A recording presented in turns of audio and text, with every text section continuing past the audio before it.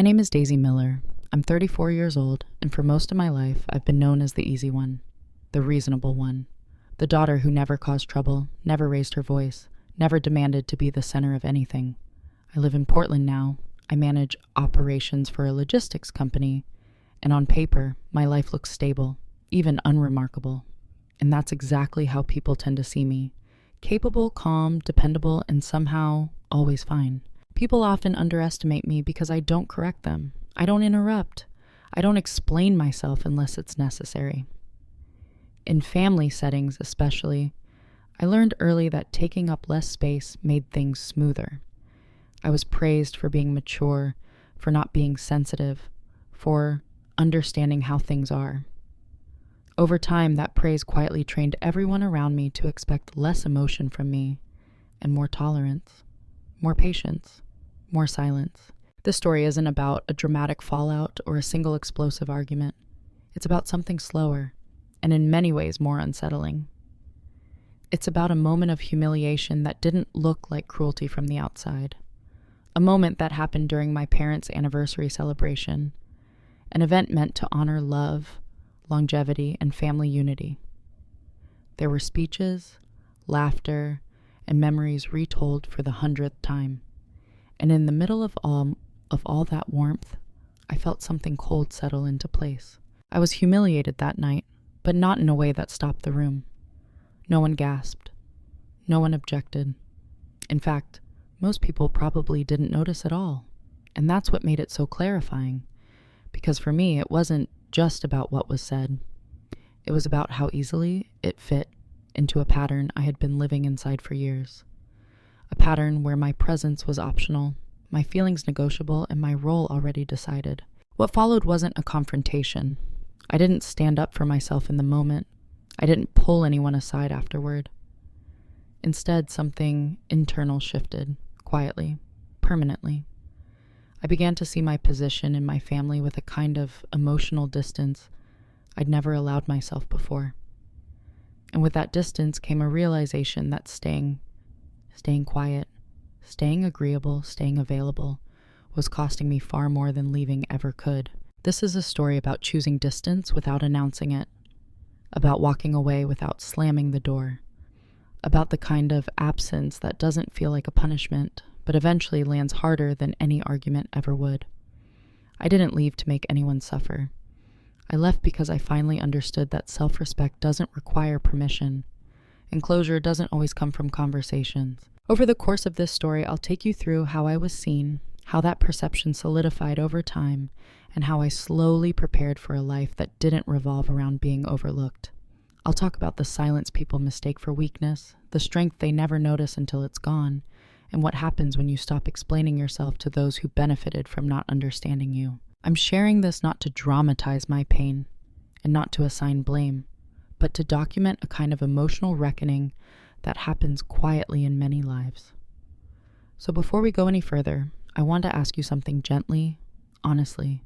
Have you ever realized, too late, that the place where you were most invisible was the place you were expected to belong?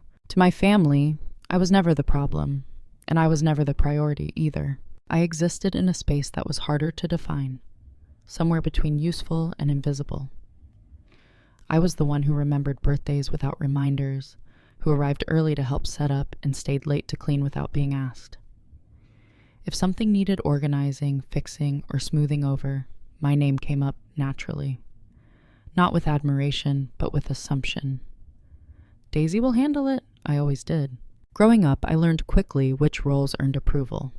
I wasn't the dramatic one, or the gifted one, or the difficult one. I was the reasonable daughter, the calm sister, the one who understood.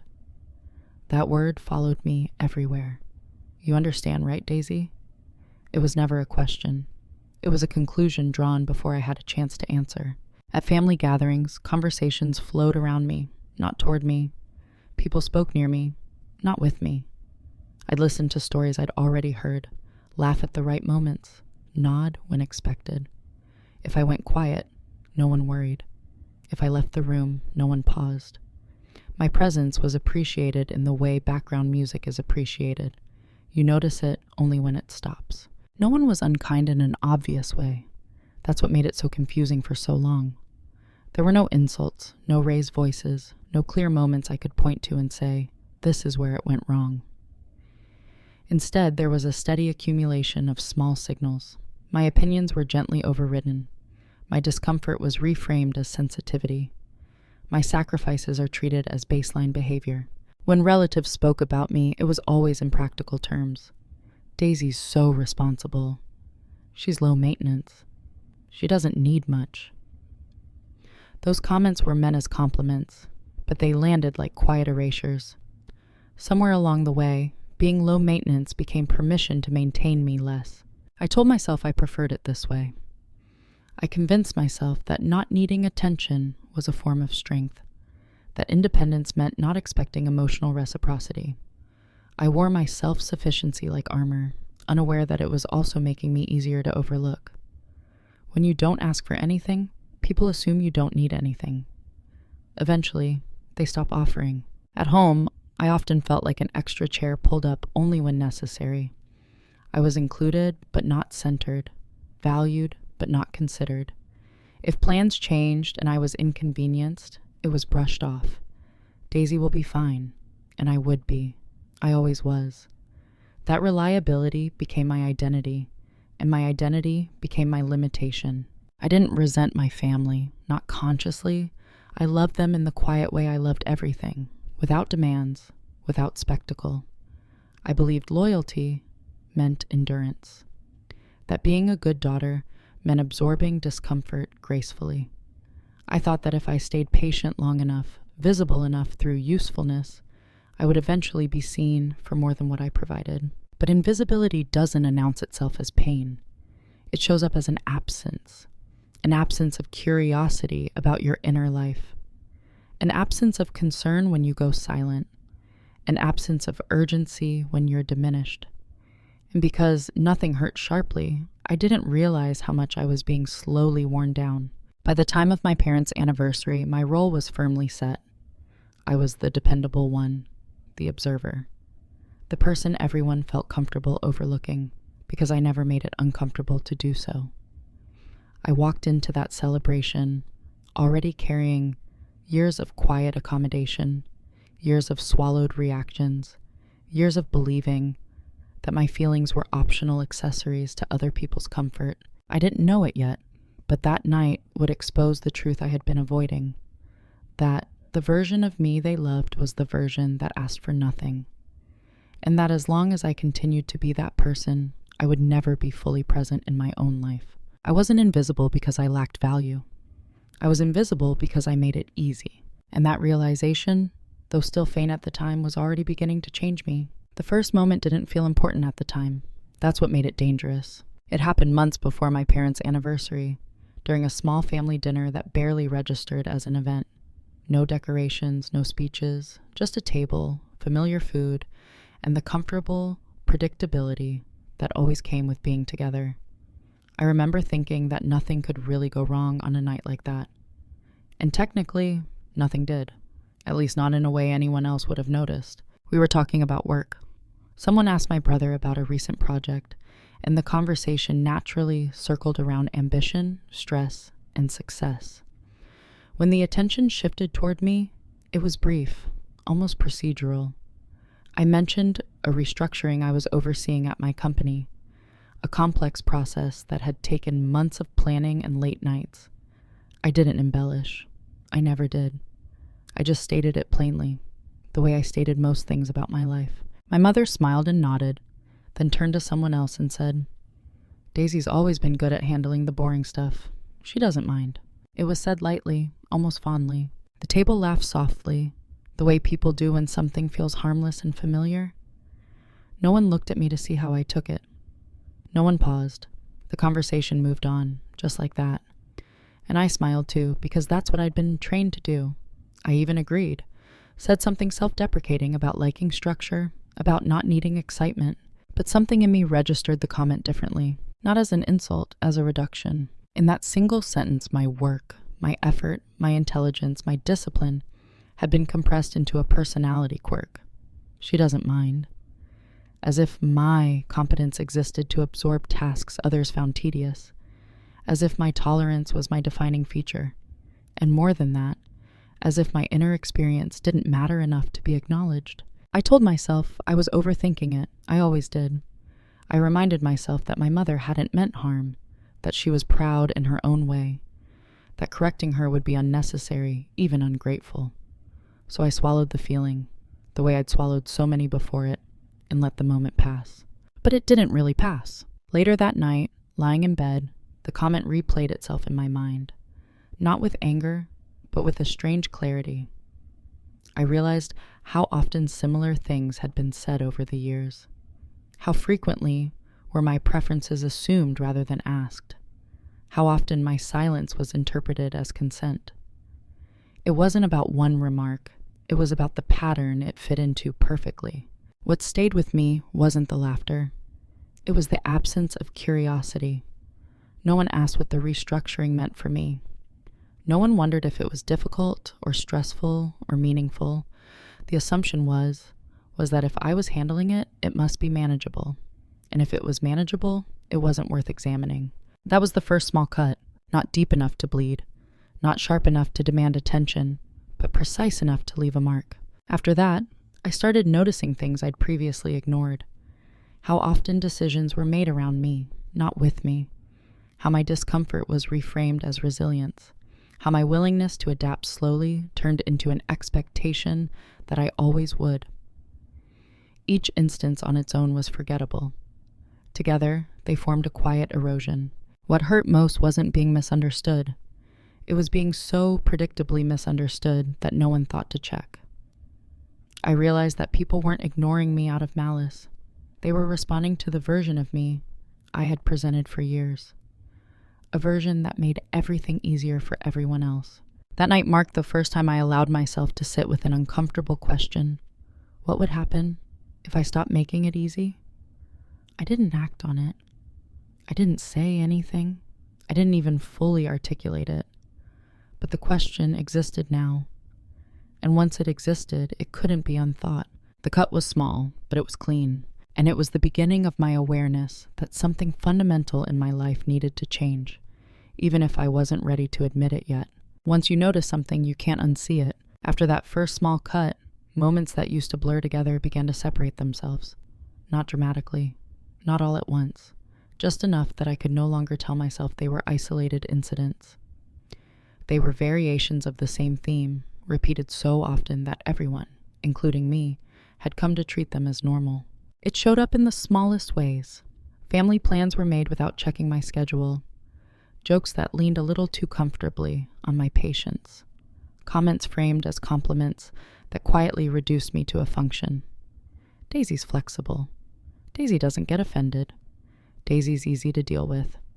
Each phrase landed with the same unspoken conclusion. She'll adjust. And I did. When a holiday date was changed at the last minute, and it meant rearranging my work travel, I said it was fine. When a family obligation was handed to me without discussion, I took it on without hesitation. When conversations grew dismissive or interrupted, I waited my turn, or let it pass entirely. I told myself I was choosing peace. I told myself this was maturity. What I didn't realize was how quickly accommodation becomes expectation. No one asked if I was tired. No one wondered if I wanted something different. The more I adapted, the less anyone felt the need to consider me. And because I never pushed back, my silence began to speak for me. It said, "This is acceptable." It said, "I don't need more." It said, "You don't have to be careful with me." The most unsettling part was how reasonable everything seemed on the surface. There were no raised voices, no insults, just a steady assumption that my emotional capacity was endless, that I could absorb things without consequence, that I was built for tolerance. I participated in this more than I want to admit. Each time I dismissed my own discomfort, I reinforced the role I'd been given. I became complicit in my own erasure, not because I lacked awareness, but because challenging the pattern felt harder than enduring it. It was easier to tell myself that it didn't matter, but it didn't matter. I started feeling a dull heaviness during family interactions, not dread, not anger, just fatigue, the kind that comes from constantly monitoring yourself so others don't have to. I noticed how careful I was with my words, how quickly I minimized my own experiences, how reflexively I reassured people that everything was okay. And the truth was, it usually was okay. That's what made it so easy to ignore the cost. There's a particular kind of disrespect that doesn't announce itself as cruelty. It hides inside familiarity. It wears the disguise of comfort. It thrives on the assumption that closeness means exemption from care. That's because you've always accepted something. You always will. I remember one afternoon sitting in my car after a family lunch, hands resting on the steering wheel, unable to turn the key. Nothing bad had happened, no argument, no scene, and yet I felt inexplicably drained. It took me a long moment to understand why. I hadn't been present. I'd been performing a version of myself that required constant restraint, a version that smiled at the right times, listened without being heard, and absorbed small dismissals without reacting. That performance was invisible to everyone else, but exhausting to maintain. Still, I didn't speak up. I rationalized my silence with logic that sounded noble. They don't mean harm. This is just how families are. It's not worth making things awkward. I told myself that my ability to endure was a strength, not a warning sign. I convinced myself that asking for more would be selfish. But endurance without acknowledgement isn't strength. It's slow self-neglect. By the time I reached that understanding, the pattern had already settled into place. My role was stable, predictable, comfortable for everyone but me. And because I had normalized the disrespect, no one felt the need to change, including me. Yet somewhere beneath that normalization, something else was forming. Not anger, not resentment, just a quiet awareness that this version of my life was unsustainable. That continuing this way would mean disappearing slowly, without anyone ever noticing the moment I was gone. I didn't know when it would happen or how. I only knew this. What I was tolerating was teaching people how to treat me, and I was beginning to understand the cost of that lesson. Roles don't always come with an announcement. Sometimes they arrive as expectations you never agreed to, but slowly learn to fulfill. By the time I recognized the role I played in my family, it had already solidified. I wasn't just Daisy. I was the stabilizer, the buffer, the person who filled in the gaps so no one else had to feel them. When something needed to be done without fuss, it landed on me. When emotions ran high, I was expected to remain steady. When someone else was disappointed, I was there to compensate. No one ever asked if I wanted this role. It was assigned to me because I was capable of carrying it, and because I never refused. I began to see how predictably people interacted with me. They didn't approach me with curiosity. They approached me with confidence. Confidence that I would understand, that I would adapt, that I wouldn't complicate things. My reactions were assumed before I had them, and in many cases, before I even understood what was being asked of me. If someone else was upset, it mattered. If I was upset, it was contextualized, explained away. Daisy's just tired. She didn't mean it like that. You know how she is. My emotions were always translated into something more convenient for everyone else to digest. I wasn't seen as someone who needed care. I was seen as someone who provided it. That realization didn't come with anger. It came with a strange sense of clarity. I could suddenly trace the shape of every interaction back to the same assumption. Daisy can handle it, and because I could, I did. Until handling it became my entire identity. I thought about how rarely anyone checked in with me without a purpose. How often do conversations start with requests rather than questions? How my availability was treated as a given, not a gift. And how my absence, even hypothetical, never seemed to factor into anyone's plans. It wasn't cruelty, it was convenient. And convenience, I learned, is one of the most powerful forces in human relationships. Once someone becomes convenient, their inner life becomes secondary. Their boundaries become flexible. Their needs become negotiable. And because I had spent years making myself convenient, I had trained everyone around me to interact with me that way. I also saw my own reflection in this pattern. I had equated being needed with being valued. I told myself that usefulness was a form of love, that reliability earned belonging. But usefulness is transactional, and transactions rarely include care for the provider. They include expectations. The role I was assigned required emotional labor without recognition, presence without participation, strength without support. It rewarded me with approval only as long as I remained predictable, as long as I didn't disrupt the system that relied on my silence. And the moment I imagined stepping outside that role, even slightly, I felt resistance. Not spoken resistance, but an internal one. The fear of being seen as difficult, of disappointing people, of no longer being the good one. That fear was part of the role too. It kept me in place more effectively than any demand ever could. What startled me most was how invisible this role had become, to them and to me. It felt normal, natural, as if this was simply who I was. But roles aren't identities, they're functions, and functions can be replaced, often without sentiment. That thought lingered longer than I expected. If my value was tied to how smoothly I made things run, what would happen if I stopped? If I became unavailable, not dramatically, not angrily, just quietly? Would anyone notice the absence of the function, or the absence of me? I didn't act on those questions yet. I wasn't ready to challenge the role, but I had named it now. And naming something changes your relationship to it. Once I saw the role clearly, I could no longer pretend it was the same as being loved. I was reliable, I was useful, I was invisible. And for the first time, I began to understand that those three things were not synonymous with belonging. The shift didn't happen during a fight.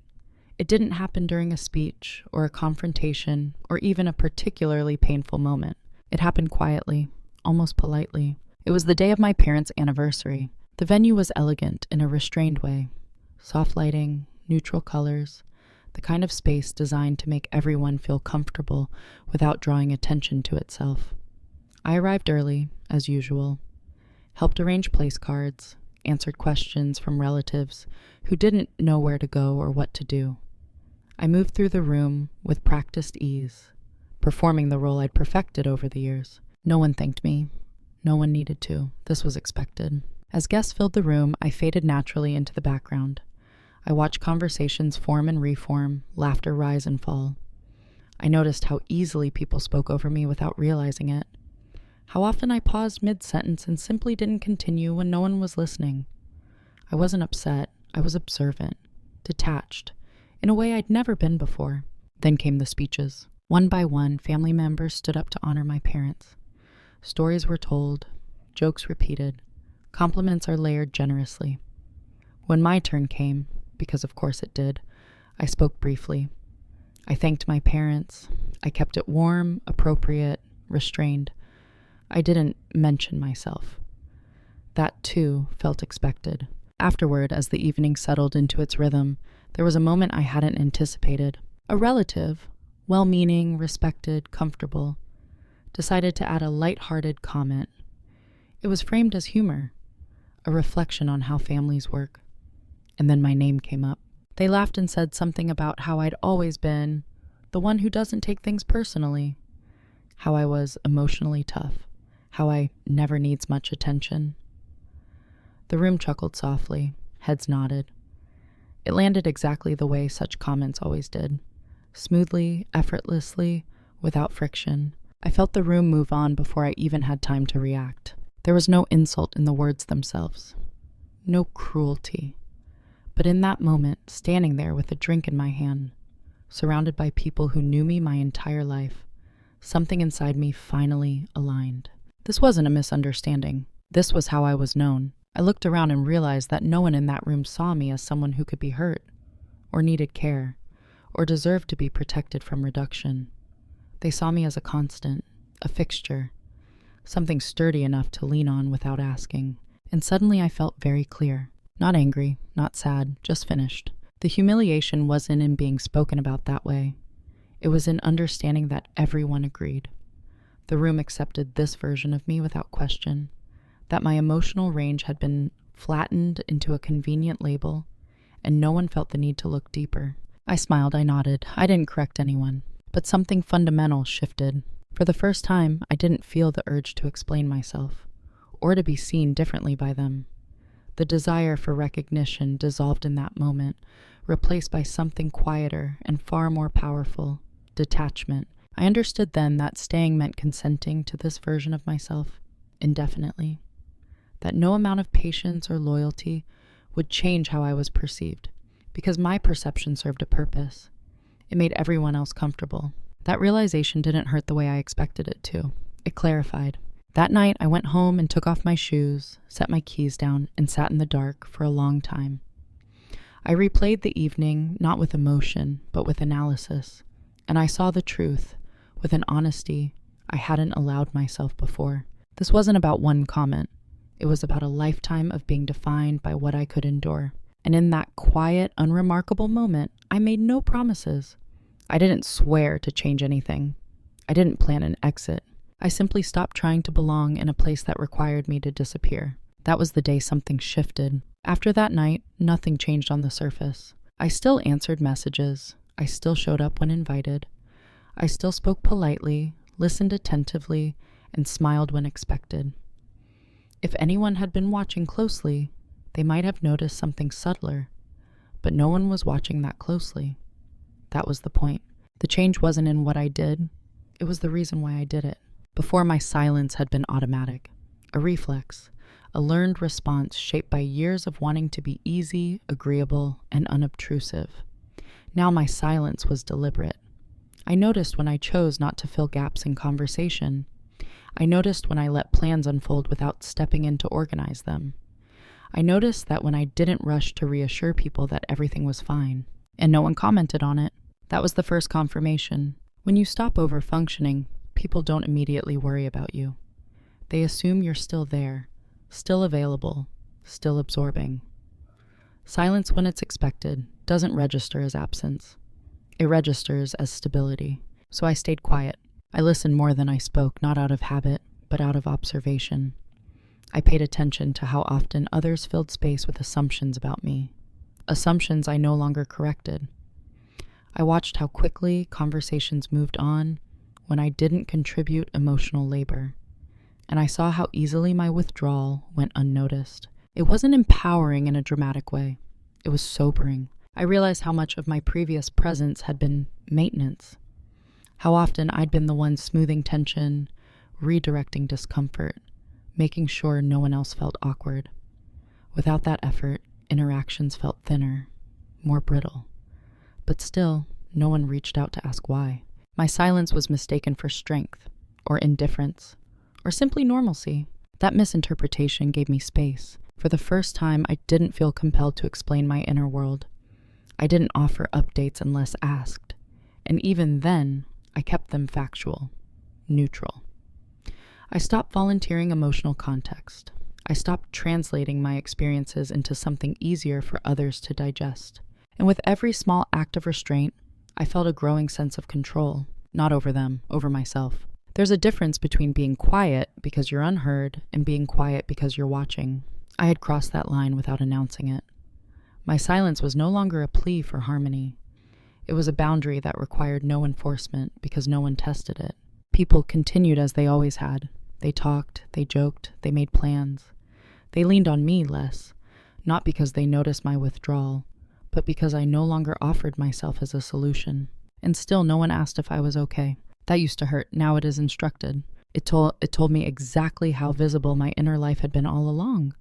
Exactly how much of my value had come from availability rather than connection.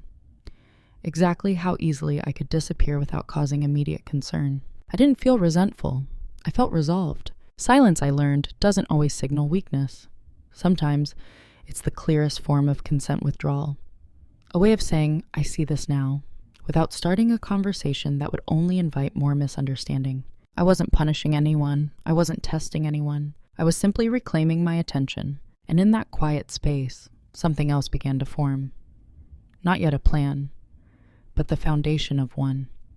An understanding that if I ever chose to step away fully, it would have to be done without drama, without explanation, because the explanation had never changed the role I was given. For now, silence was enough. It kept me steady, it kept me clear, and most importantly, it gave me time. While everything looked the same from the outside, my inner life was quietly reorganizing itself. No one noticed because nothing about my withdrawal demanded attention. I didn't announce changes. I didn't dramatize boundaries. I simply stopped offering myself as a default resource. And in the space that was created, I began doing something I had never fully allowed myself to do before. I prepared, not for confrontation, for independence. Preparation doesn't always look like action. Sometimes it looks like observation sharpened into understanding. I started paying closer attention to patterns I'd previously ignored. How often was the emotional shock absorber? How frequently decisions were routed through me without acknowledgement? How my presence functioned as a stabilizer that others relied on without realizing it? I also began documenting, not in a literal sense at first, but mentally. I noted what happened when I didn't step in. Which responsibilities quietly fell apart? Which ones were reassigned? Which people grew impatient when the system no longer ran as smoothly? No one connected those changes to me. That too was instructive. In parallel, I turned my attention inward and outward at the same time. I took stock of my finances with a seriousness I'd never felt necessary before. I reviewed accounts, obligations, and long-term projections. I realized that my stability wasn't theoretical. It was real, quietly built over years of caution, consistency, and self-reliance. I didn't share this with anyone. There was no reason to. I also invested more deliberately in my professional life, not by working longer hours, but by working more strategically. I sharpened skills that increased my leverage rather than my workload. I built redundancies so that my absence wouldn't cause panic at work or elsewhere. Independence, I learned, is most effective when it doesn't create chaos. Emotionally, I stopped narrating myself. I didn't preempt misunderstandings. I didn't rush to clarify tone. I let people interpret me however they wanted. That detachment gave me an unexpected advantage: clarity. When you stop trying to manage other people's perceptions, you see their assumptions much more clearly. And the assumptions remained unchanged.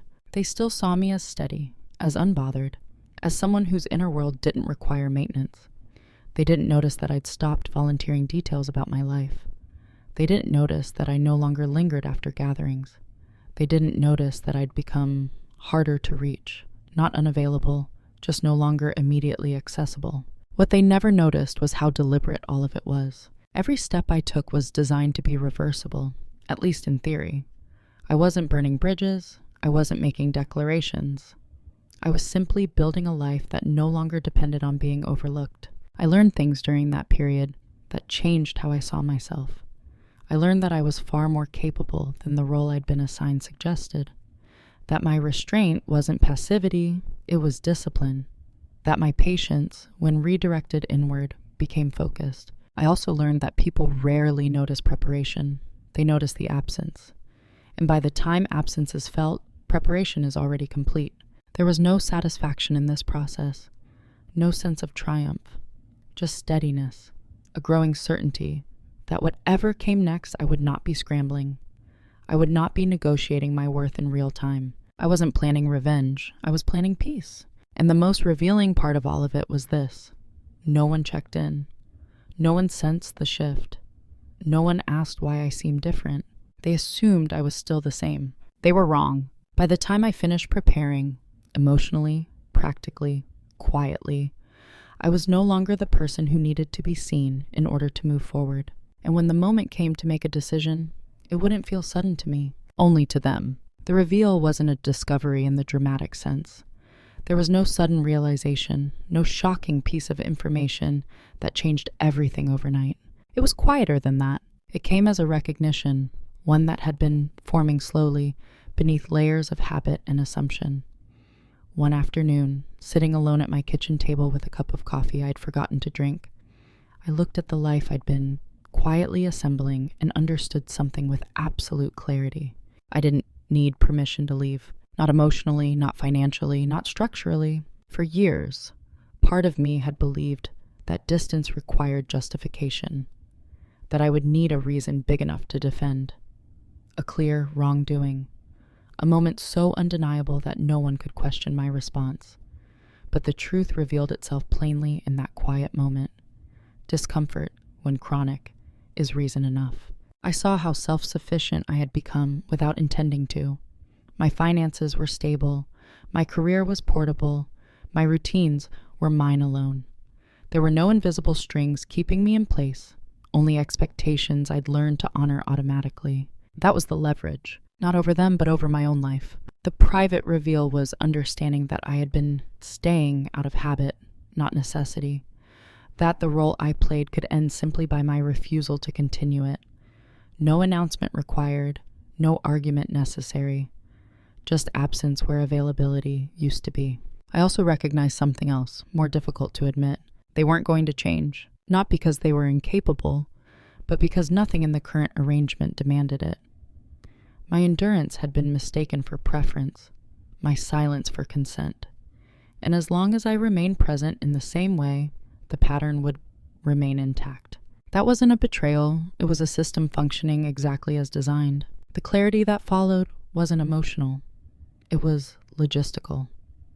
I began to map what distance would actually look like, not as punishment, but as preservation. Fewer visits, shorter interactions, less access to my inner life. I didn't imagine dramatic confrontations or tearful conversations. I imagined calm redirection. I asked myself hard questions without flinching. What would I lose? What would I gain? What discomfort was temporary, and what had become permanent? When I answered honestly, the imbalance was impossible to ignore. The idea of leaving quietly no longer felt cruel. It felt precise. I also saw the timing for what it was. If I waited too long, I would begin to resent them, and resentment would contaminate whatever distance I created. I didn't want bitterness to be the fuel. I wanted clarity to be. This wasn't about proving a point. It was about choosing a future. The private nature of this reveal mattered. I didn't share it with friends. I didn't test it aloud. I let it settle fully inside me first. There's a power in decisions that aren't debated, defended, or diluted by other people's opinions. Once I accepted that leaving was an option, and that it didn't require catastrophe, the rest followed naturally. I didn't feel triumphant. I felt calm enough to understand that when the moment came, I wouldn't need to explain why I was stepping back. Because the people who had benefited from my constant presence were not entitled to a detailed account of my absence. They would feel the change eventually, but the clarity that enabled it would remain mine alone. That was the private reveal. Clarity doesn't always demand immediate action. Sometimes it simply waits, patient, undeniable, until you're ready to move. After the private reveal, I found myself standing at a quiet crossroads. Nothing external forced the choice. No argument pushed me over the edge. No deadline loomed, which made the decision feel heavier, not lighter. Because this time, I couldn't blame circumstances. Whatever I chose would be mine. I saw 3 paths clearly. The first was to stay exactly as I was, to continue showing up, absorbing, smoothing, and enduring. It was the easiest path in the short term, familiar, predictable. I knew how to survive there. But when I followed that path forward in my mind, I saw the cost accumulate quietly. More years of being reduced, more moments of self-dismissal, more distance from myself. The second option was to confront, to name the pattern, to explain how I felt, to ask for a change. On paper it looked reasonable, mature, fair.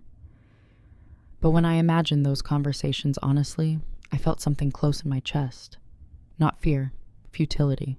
I knew how those conversations would go. There would be surprise, not recognition. Defensiveness, not reflection. Well-intentioned explanations that centered on them, not harm to me. Promises that sounded sincere, but changed little. And even if some effort followed, I would be recast as sensitive, difficult, or suddenly different. I would still be managing reactions, just in a louder way. The third path was the quiet one. Not disappearance, not abandonment, but deliberate distance. A gradual withdrawal that didn't require agreement or understanding. A choice that was irreversible, not because it was dramatic, but because it was grounded. I wouldn't announce it. I wouldn't threaten it. I would simply stop offering the version of myself they relied on. That path felt heavy, but clean. The irreversible part wasn't physical distance. It was internal. Once I accepted that I no longer needed to be seen by them to validate my experience, I couldn't return to who I'd been. Even if I stayed geographically close, emotionally, I had crossed a line. I sat with that for a long time. I asked myself if this was avoidance, if I were running instead of engaging. But the answer came calmly. Engagement requires mutual curiosity, and that had never existed. Staying would not be courage. It would be self-betrayal disguised as loyalty. The moment of decision wasn't dramatic. It came on an ordinary evening, folding laundry, listening to the quiet hum of my apartment. I realized I felt more at ease alone than I ever had in those rooms filled with people who claimed to know me. That told me everything. I chose the irreversible path, not because it was easier, but because it was honest. Because it aligned with who I was becoming, not who I had been trained to be. Because distance, in this case, was not punishment. It was alignment.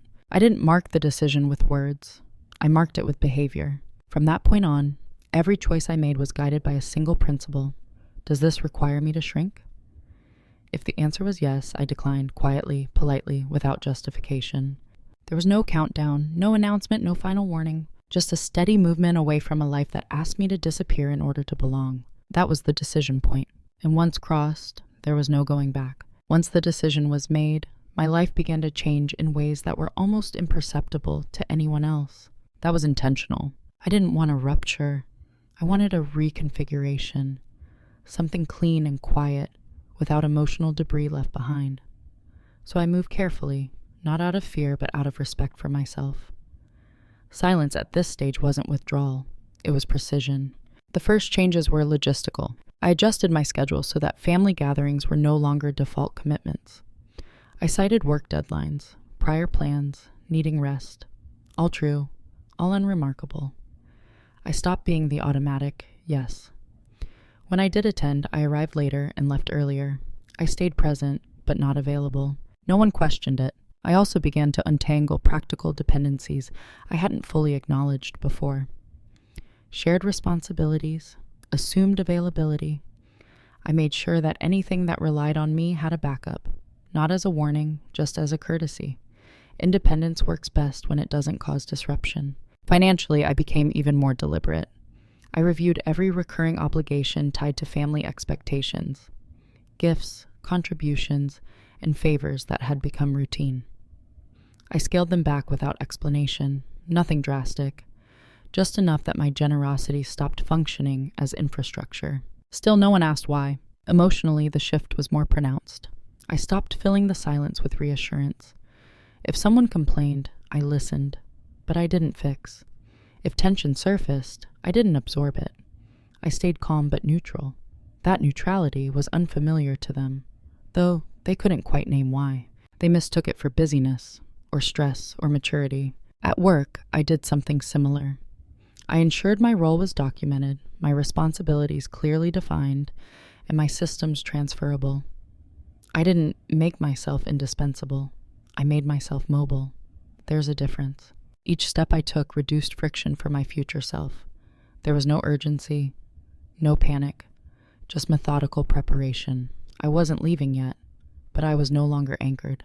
What surprised me most was how light I felt. Not relieved, unburdened. I realized how much energy I'd been spending maintaining equilibrium for other people. How many invisible calculations I'd been running just to keep things smooth. Without that effort, my life felt quieter, but fuller. People around me continued as they always had. They spoke freely. They assumed access. They leaned where they always had. But now when they reached for me, sometimes I wasn't there. Not absent, just no longer in position. The consequences hadn't begun yet.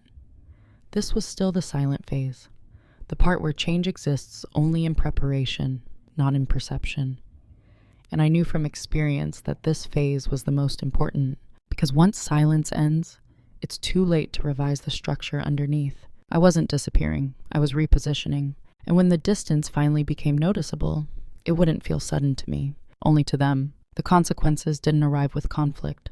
They arrived in confusion. At first it was subtle. A missed call that went unanswered longer than expected. A message that received a polite reply instead of an immediate one. A gathering I didn't attend, followed by a casual, "We missed you." said more out of habit than concern. No one framed it as a loss yet. They framed it as an inconvenience. Things began taking longer. Plans felt less organized. Small tensions that I used to smooth over lingered awkwardly. Responsibilities that had quietly fallen to me started floating without a clear destination. And for the first time, those gaps weren't filled automatically. I watched from a distance, not coldly, but clearly. I noticed how often my absence created friction without anyone naming it. How people hesitated, then looked around, then adjusted. Poorly. I noticed how my name came up in conversations that reached me secondhand. Not with urgency, but with mild surprise. She didn't say anything. She usually handles this. Usually. That word began to matter. There was no anger directed at me, no accusations, just a growing sense of something being off, a shift in dynamics that no one could quite explain. People felt the loss of function before they felt the loss of connection. That, more than anything, confirmed what I had already accepted. I wasn't missed. I was noticed. And there's a difference. Someone mentioned lightly that I seemed busy lately. Another joked that I was harder to pin down than before. I smiled, agreed, and kept my tone warm. I offered no corrections. The truth was I wasn't busier. I was simply no longer available by default. The first time someone asked me directly for help, assuming as always that I would say yes, I paused. Not dramatically, just long enough to answer honestly. I can't take that on right now.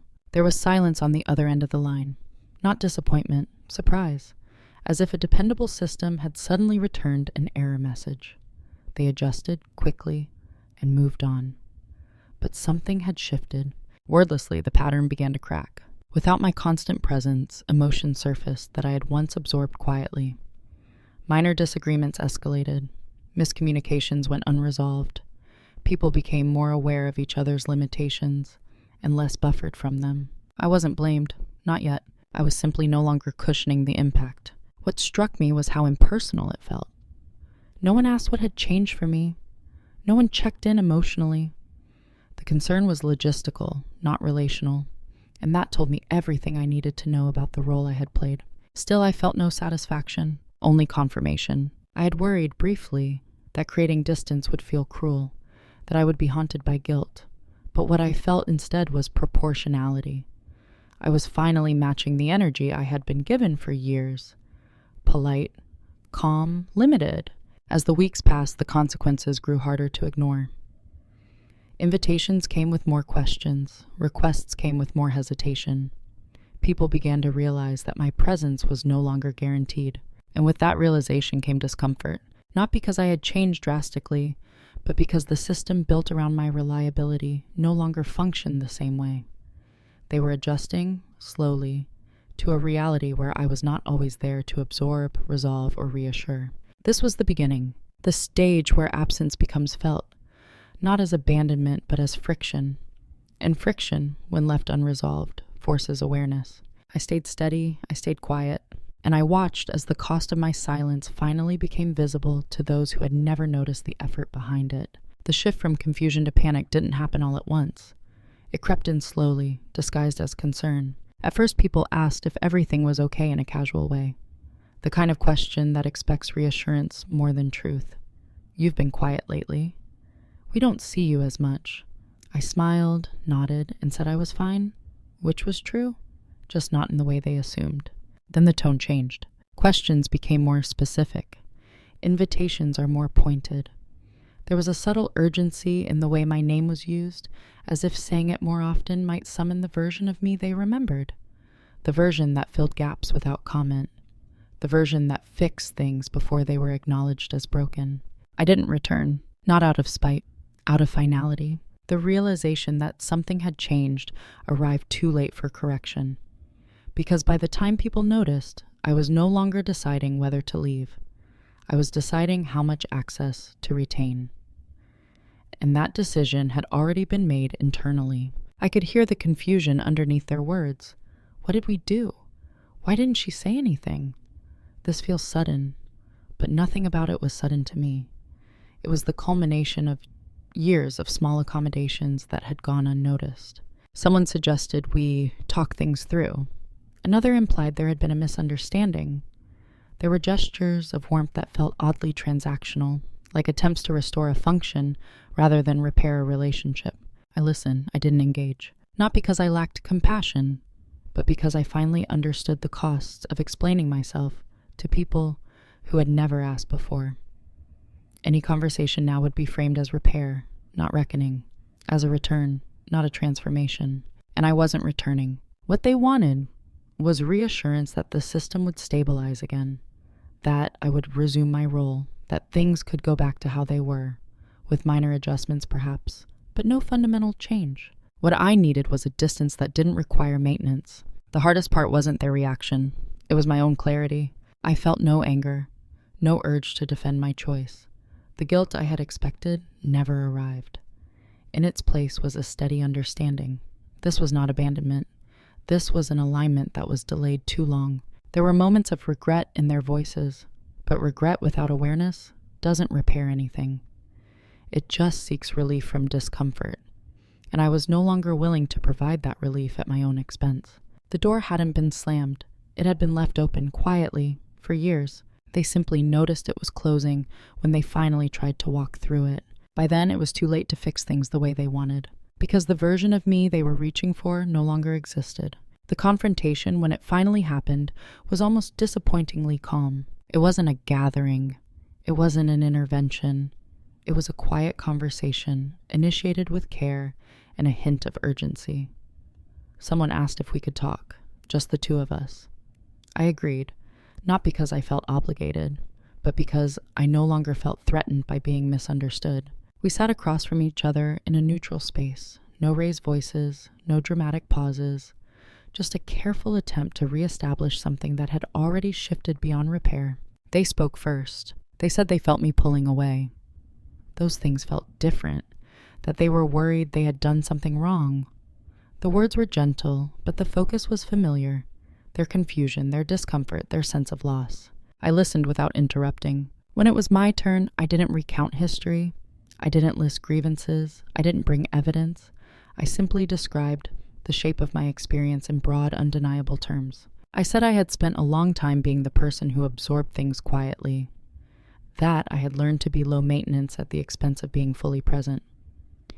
That I didn't feel angry, but I did feel finished with that role.